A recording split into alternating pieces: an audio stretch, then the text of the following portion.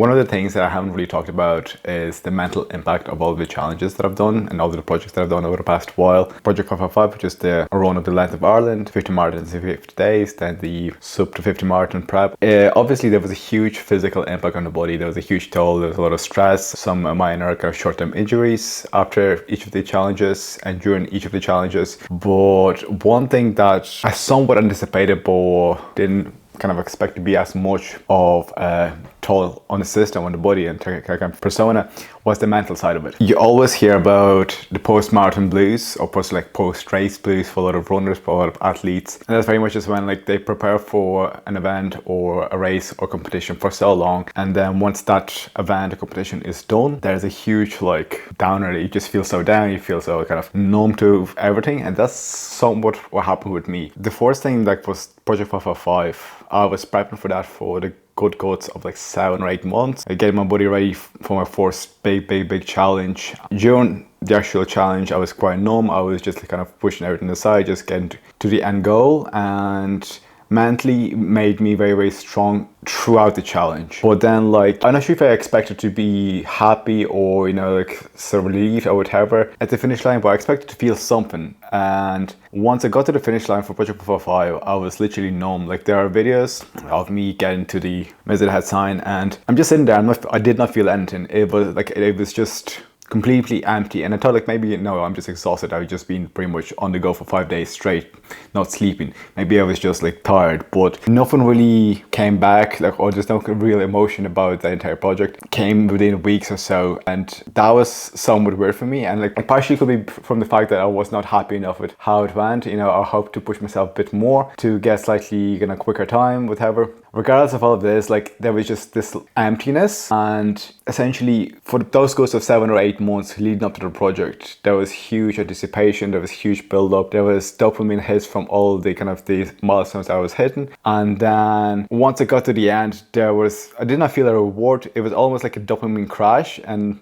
that was one of the reasons why I jumped in so quickly into Project 50/50, because like I thought like if I keep the momentum going, I could just get more out of my body whilst it's at that level of fitness. But also I felt like, you know, maybe the crash post that project won't be as bad, like the dopamine crash won't be as bad if I had something else to work towards straight away. So within like 2-3 months, I was back into another big project, which was 50 marathons in 50 days. And whilst I was in project, I was very much focused on something. I was aiming towards a goal. Once again, the dopamine hits kept coming in each day because each day was a win, and like that kept me so high. Like the dopamine hits from just constantly every day persevering, going through injuries, and just very much giving a big finger, pushing through everything nonetheless. That provided me with a lot of mental reward, because I did not know whether or not I'd be able to do that project. Firstly, because it's a quite big undertaking. Secondly, because it was so close out of Project 555. But then again, having experienced that with Project 555, how I felt like so numb and so kind of down right off the bat after finishing the project, I knew that would be on the cards again. So like I just kept stacking up what I was working towards. So like I went stacking Project 555 and 50/50, and then straight from 50/50 straight into a sub 250 marathon prep, and that just kept me focused and kind of delayed that dopamine withdrawal hit. And then after the 50/50 was finished, I went straight into prep for sub 250 marathon, with which I was successful in Copenhagen, and I got 247 marathon. And essentially having those 3 big projects back to back, big milestones in each of those projects, hitting the Ireland run, hitting the 50 marathons, then going on sub 250. The dopamine at the end of that kind of sub 250 marathon was at its highest, but then because I kept stacking up the dopamine and also the kind of pushing the body more and more, once I finished that project and I did not have anything lined up, there was just a huge dopamine crash, because firstly my body was just too tired and too exhausted to go for another project right off the bat, and I knew like if I was to go for something big again too quickly, I would simply cause a long-term damage. So like I took a long-term outlook on it and decided to take time out from any major running or racing and just allow myself to have some time to recover and just do some normal training. But because I had no concrete goals, and because all my big projects that I wanted to succeed were done, I would just enter that huge dopamine crash. No other training that I was doing meant anything to me. Even though like I was getting recovered each day, I was still like training, I was still like meeting up with friends, because I was at such a high from all the dopamine and like such a huge delayed gratification of getting to those kind of big milestones. Once I achieved them, the dopamine crash that came with them meant that like nothing meant anything. Like I was extremely numb to everything. Like the trainings that I was doing every day did not have any purpose. From my mental point of view, I knew like if I kept training, I would keep improving, and I knew all of the reasoning behind why I should keep training, why I should be doing everything. But mentally, I was just so low. I was just so numb. I was just so like wiped out.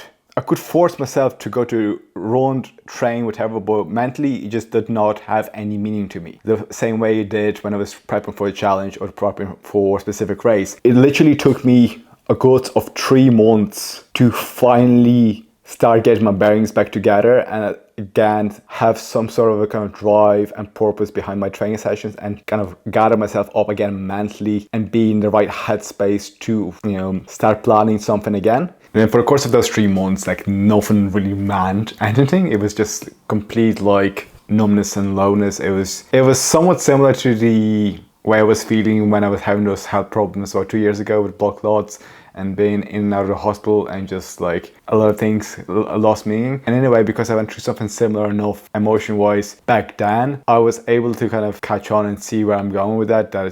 I needed to get out of this scenario. I needed to be proactive. I had some checklists that I was going through back then, so that I had to go through again, reaching out to friends, reaching out to family, and partially looking back to the day when I had that death note during the health problems. For those of you that know, like there was this very short period where there was enough chance where I thought I was a goner. Hence, I had a death note prepared just in case I wasn't waking up. And that brought about a lot of emotions and like lowness and depression, whatnot back then. But having gone through that, I knew I was somewhat heading in the same direction again with this.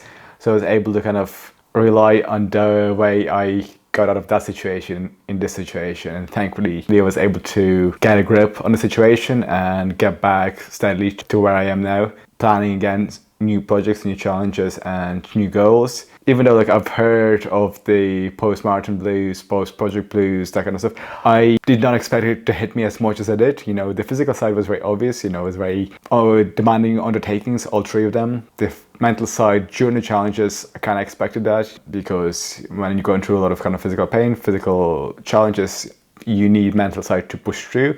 So I knew that specifically after having done the Project 555 going into 50-50, I was very much ready for that. I knew mental side is going to be very important during the challenge, but did not really expect to be as much of a factor after the challenge just as well. And initially I was somewhat reluctant to talk about this topic because in a way I felt guilty for feeling this way. I thought that because I was achieving all the success in my own personal goals, I should be feeling, you know, just happy. I should be just being very, very, you know, like at the top of the world. But even though you could be doing a lot of things to promote your mental health, you could be doing a lot of things, sometimes certain emotions are completely out of your control. And this is the way it was for me. Thinking about all of that, I realized like that guilt about how I felt, that guilt and reluctance to reach out potentially to my family, friends, my pillars of support about this situation was very much the way of thinking and the way people would feel when they go through their own mental health problems. And I acknowledge that I do have my own pillars of support, and I know the checklist and what I need to do to get myself out of this road. But very often people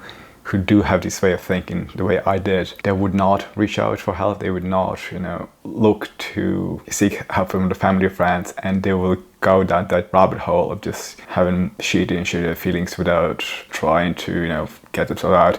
And I'm not blaming anyone. This is not a blame thing. This is more just a message to show that you are allowed to feel shit, even if everything seems to be going great. You know, certain feelings of, you know, depression, you know, they're outside of your control, even if everything is great. And it is okay to reach out. It is okay to seek help. And the main purpose of this video is just to show that you are allowed to feel shit, even if everything seems to be going great. You know, certain things, certain feelings are outside of your control. And if at least one person, you know, does take this on board and does reach out and does seek help for themselves, that is the entire point, and that is the mission of this video complete.